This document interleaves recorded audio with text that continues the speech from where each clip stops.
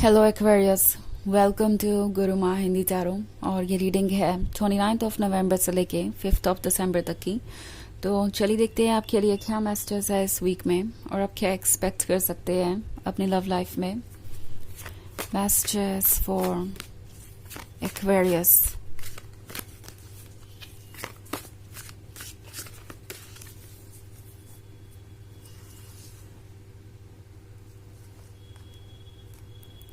Seven of Spells, Five of Visions, Eight of Bones, Ten of Bones, and Keeper of Spells. Okay. So, किसी को लग रहा है कि आप उनके लाइफ में तब आ गए जब वो इसके लिए प्रिपेयर्ड नहीं थे। ये एक सरप्राइज था, बहुत प्लीजेंट सरप्राइज। नाउ ये एक ऐसा पर्सन हो सकता है जो शुरुआत में एक फ्रेंड की तरह एक्ट कर रहा था या आपको ये शो करने की कोशिश कर रहा था जैसे कि ये रिलेशनशिप तो धीरे धीरे लव में बदला है। शुरुआत में उनका ऐसा कुछ इरादा नहीं था या कुछ भी ऐसा नहीं था उनके दिमाग में जब वो आपसे मिले थे। ये सिर्फ अच्छी स्वीट सी फ्रेंडशिप थी और उसके बाद ये रिलेशनशिप लव में बदल गया। बट द थिंग इज कि ये वो पर्सन है जो पहले दिन से ही आपके बारे में ऑब्सेस्ड है। इवन इफ अगर ये फ्रेंडशिप से आगे बढ़ा है तो भी ये हमेशा आपसे अट्रैक्टेड थे।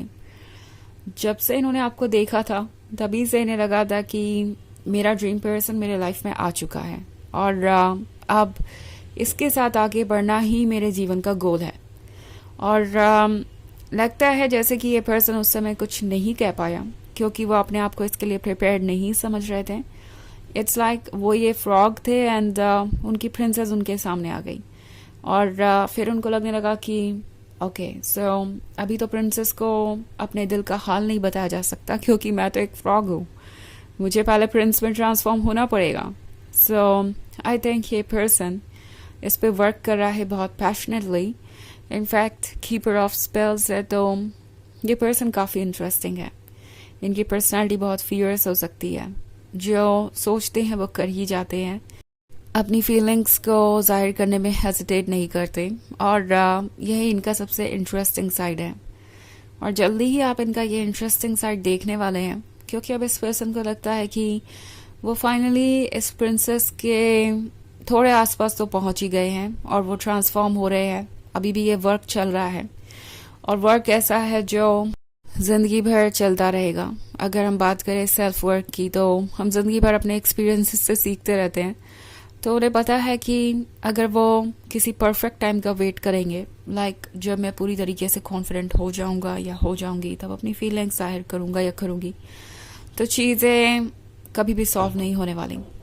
वो जानते हैं कि ये वक्त ठीक है और उन्हें अपनी फीलिंग्स को एक्सप्रेस करना चाहिए। सो 7 ऑफ स्पेल्स के साथ ये पर्सन दूसरों से भी बहुत सारे आइडियाज ले रहा है। दूसरों से आइडिया ले रहा है कि कैसे वो इस रिलेशनशिप को संभाल सकते हैं, कैसे वो आपके जैसे पर्सन की और क्लोज आ सकते हैं। बिकॉज आपका आना उनके लाइफ में एक्सपेक्टेड नहीं था। उन्हें नहीं लगा था कि आपके जैसा पर्सन उन्हें कभी चूज कर सकता है।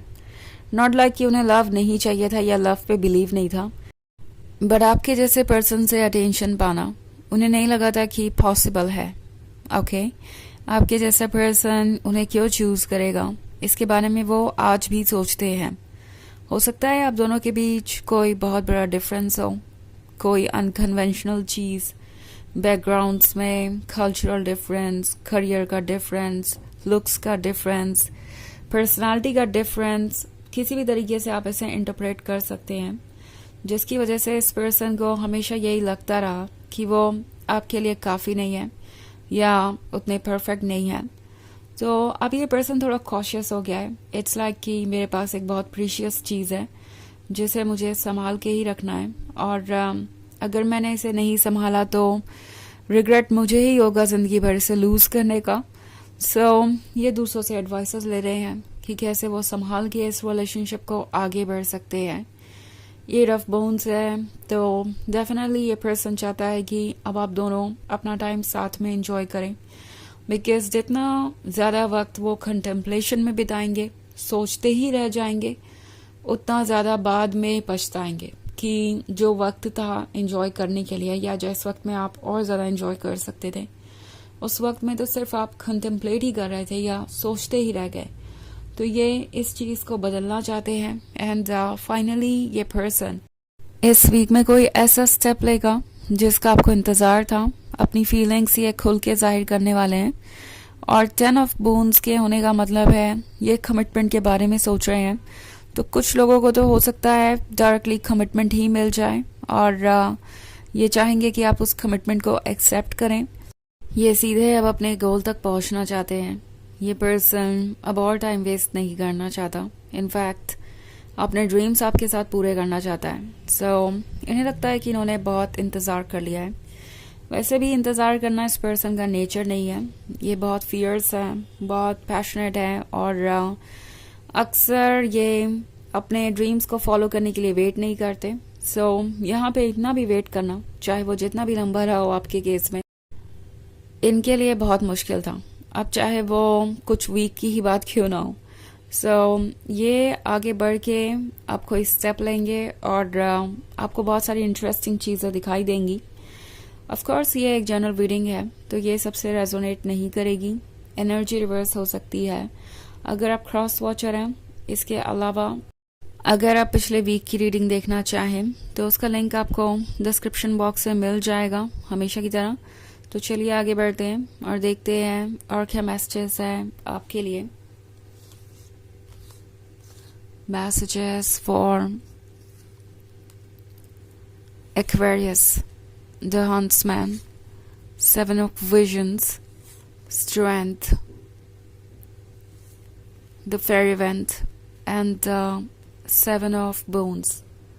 Okay. So हमारे पास है 7 of Visions. 7 of Visions किसी तरीके के इल्यूजन के बारे में बात कर रहा है। इल्यूजन परफेक्शन का, इल्यूजन उन चीज़ों का जो इस पर्सन के मन में है। आई थिंक ये पर्सन एक पिक्चर परफेक्ट देख रहा है, but at the same time 7 of boons के साथ वो आपको और ज़्यादा जानना चाहते हैं कि आप कौन हैं एंड आपकी फीलिंग्स क्या है उनके प्रति।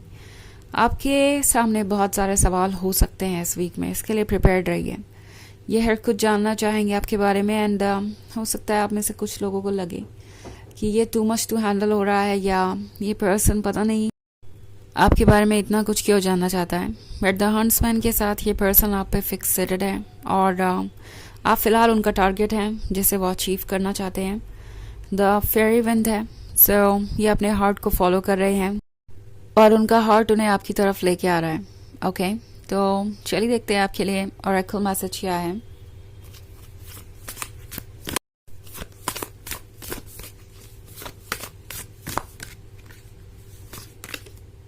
सैक्रिफाइस।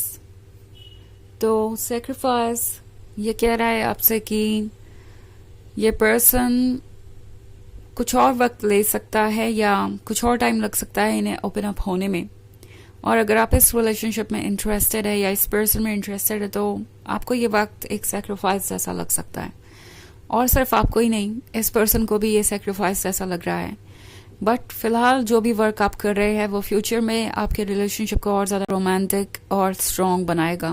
ओके, सो ये सैक्रिफाइस एक्चुअली सैक्रिफाइस नहीं है, ये दरअसल एक स्ट्रॉन्ग कपल की निशानी है। ओके, एक ऐसे कपल की जो डीपली है प्यार में। तो ये है रीडिंग इस वीक की। आई होप आपको अच्छी लगी होगी। Thanks for watching. Till next video, bye.